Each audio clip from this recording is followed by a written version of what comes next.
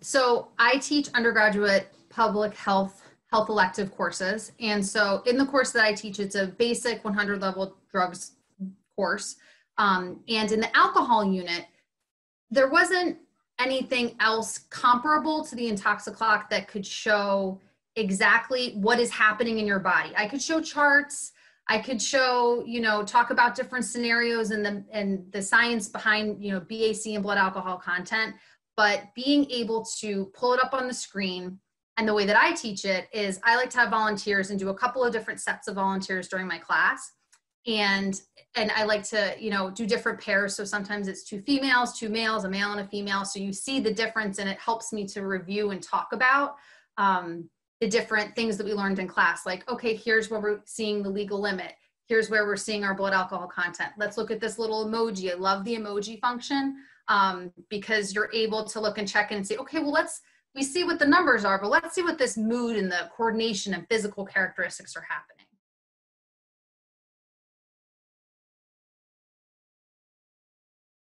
So I remember doing the intoxiclock presentation, and then when we had our alcohol unit with my class, and it was like weeks later, I had a student who he was like, Professor D, you got in my head. I'm like, well, Josh, what do you mean? What's going on?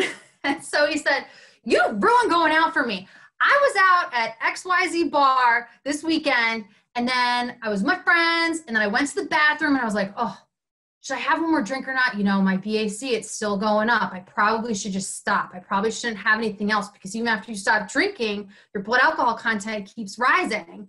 And he goes, so I didn't have any more drink that night, but you were in my head because I was sitting there and I was thinking about how long it would take to get back to zero.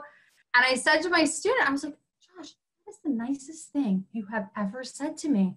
What is the nicest thing someone's ever said to me? You mean I got in your head and stuck with you while you were out having a recreational experience, and just all of a sudden you just hear my voice and the intoxiclock haunting you and making positive choices for your health? This is the nicest thing you could have ever said to me. And it's true. And he said that. And other students have said, no, I've thought about it before. Like, it just randomly will pop into my head and I'll think about it. Be like, oh, because I think that's one of the biggest pieces that sticks with them is, okay, even after you have that last drink, that doesn't mean your BAC stops when you take that last sip. You have to remember, you're drinking a substance that has to hit your stomach. Like, it takes some time. So I think that's a big takeaway, and kind of what I always leave my students with. I'm like, remember, more is not better. It's just more. More is not better. It's just more.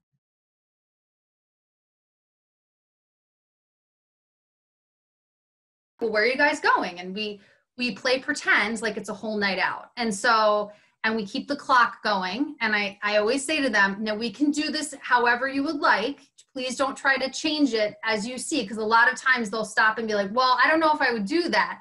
I'm like, well, just tell me what you would really do, because they see what's happening on the screen as it's going, and they are like, well, I think I'm going to take a break. I think I'm good. I'm like, well, is that what you would do in real life or not? So it's a really nice visual to show them, okay, this is what's happening in your body, and maybe the reasons why you had the outcome sometimes when you might be using alcohol and maybe using too much or drinking too quickly and those types of things. So it's a really nice visual to show that in place. And I don't know anything else comparable that does this same function for me.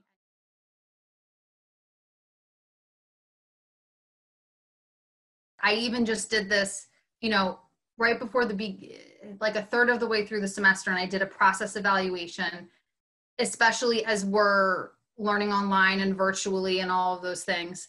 And so I said, what were the things that you liked best? What were the teaching tools that you felt were the best? And a lot of students named the intoxiclock, and they said that was one of their favorite things that I used as a teaching tool in this format, even though I have been using it for semesters in person in regular classes. So they felt that, they were like, it was very engaging and fun to watch, but also was scary in a sense and kind of shocking too. So it was definitely one of the tools that they rated as higher as far as a teaching tool specifically to virtual learning. That is one of the things that most students say is every student should see this if they drink alcohol. Like everybody should see it just so they understand that you don't really know what's happening, and it just gives you a visual to think about when you're drinking, and to consider. And I would say their biggest takeaway with the BAC is most students will write, I never realized how quickly your BAC can rise and how long it takes for it to come back down, and how it keeps rising even after you stop drinking. It could still continue to go up for a while, depending how much you drank and how fast you drank it and those types of things. So it's all of those variables.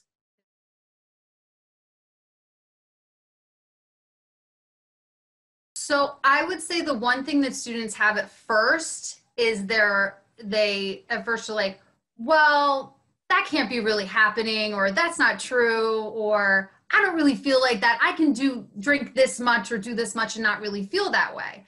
And typically my response will be, well, now you have to think that's inebriated you, reflecting and remembering that. So maybe that's not really, and you have to think of, tolerance comes into play here as well. And memory comes into play, which we know alcohol also affects. But oftentimes what I'll say is, guys, alcohol has been around for a really long time. We've researched it for a very long time. That's why we have charts and things in place that tell us, okay, we know that our body can only, and this is why I also like the tool too, because as I'm going through the different scenarios, it gives me an opportunity I cut in with all of these review questions. So it really is a teaching tool, not just to show BAC and how it rises, but we go through and talk about, guys, how long does it take to metabolize one drink? Okay, about 1 drink per hour. Well, if you're drinking 4 drinks within 1 hour, obviously that's going to we're going to see, we play with the clock and mess with it that way. But the way that I more or less kind of explain it to them is, we've researched this, it's been researched, and we know that, gender, weight are probably the 2 biggest characteristics that influence BAC. And that's also why we're able to have tools like a breathalyzer, but also tools like a standard drinking unit. So it's a standardized substance. So we're able to say, okay, we know based on how quickly you're drinking it, what type of drinks you're drinking, which is all measured in there when the little bar tool and all of that. And, so there's standard drinking units, how quickly and how much, all of those factors have been studied and, proven, so that we have these tables, we have the BAC chart, and we can use a tool like this. So it's not just a guess, there's actual valid science that goes behind being able to anticipate and create these types of tools and know what to expect.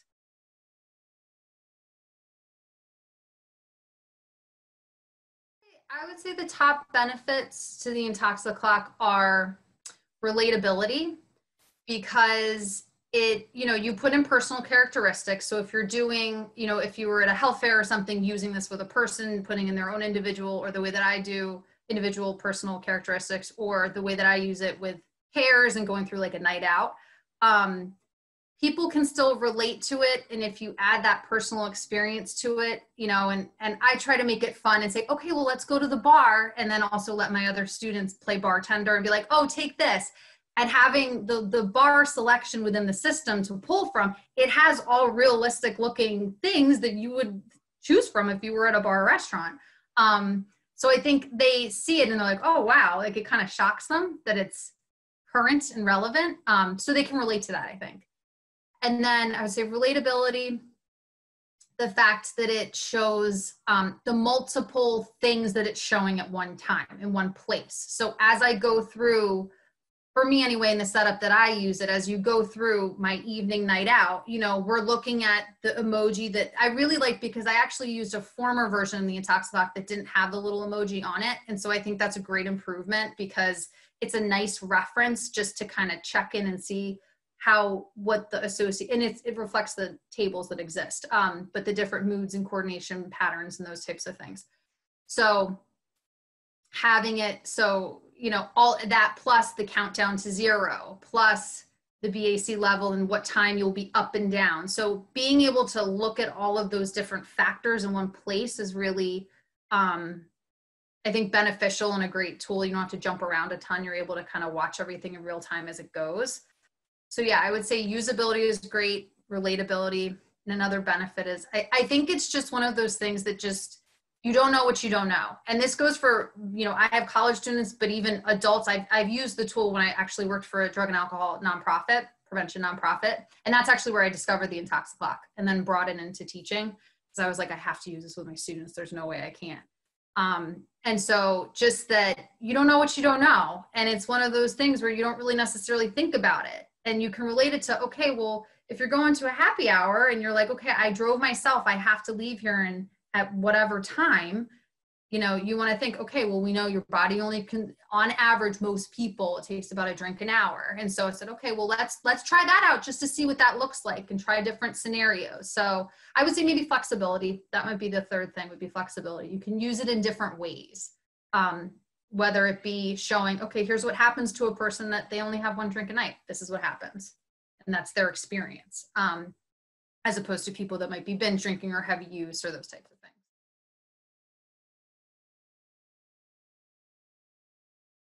Kind of knew, and then from feedback from my students, they just reinforced the fact that this tool works just as well, and maybe even better in virtual, only because I don't know, it's more engaging and it's something on the screen that keeps them super engaged. So as a virtual lesson, you know, this was something that when I did a survey and got feedback from students, they said it was one of their favorite things that we've done so far. You know, as an instructor, as a teacher, I'm trying to keep them as engaged as much as I can using different, you know, videos and tools and interactive things. But I did a midway semester little process evaluation, and that was something that came up consistently, was they liked the intoxiclock tool. They felt like it was, and that was the way that I worded the question, was what do you think were the most effective teaching tools I've used so far this semester?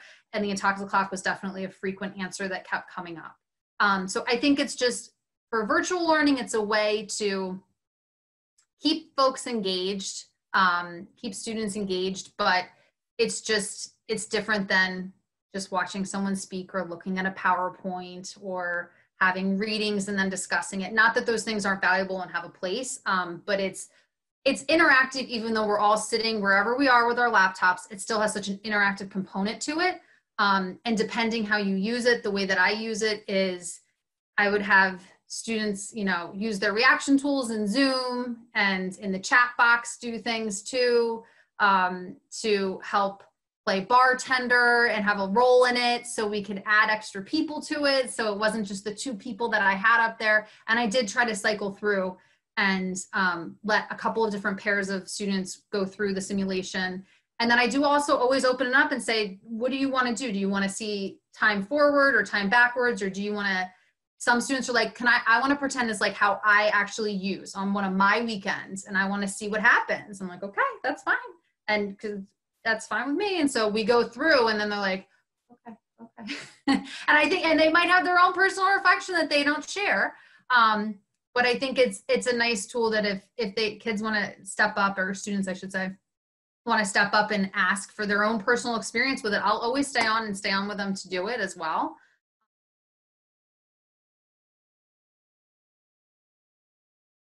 I would consider the intoxiclock very user-friendly.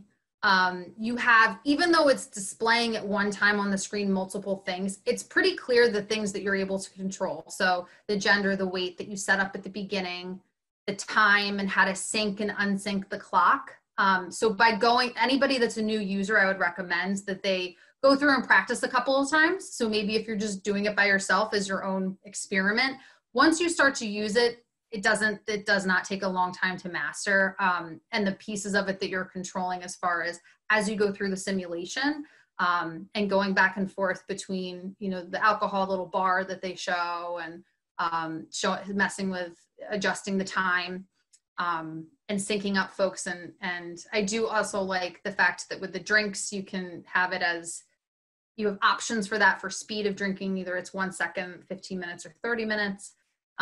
So I think it's very user-friendly. I mean, especially, we're all on phones, everyone's now a Zoom master. So I can't say that. I think, to me, it's very easy to use after you start to use it a little bit. There isn't, as long as you practice with it a little bit before you go to present it, you should be good.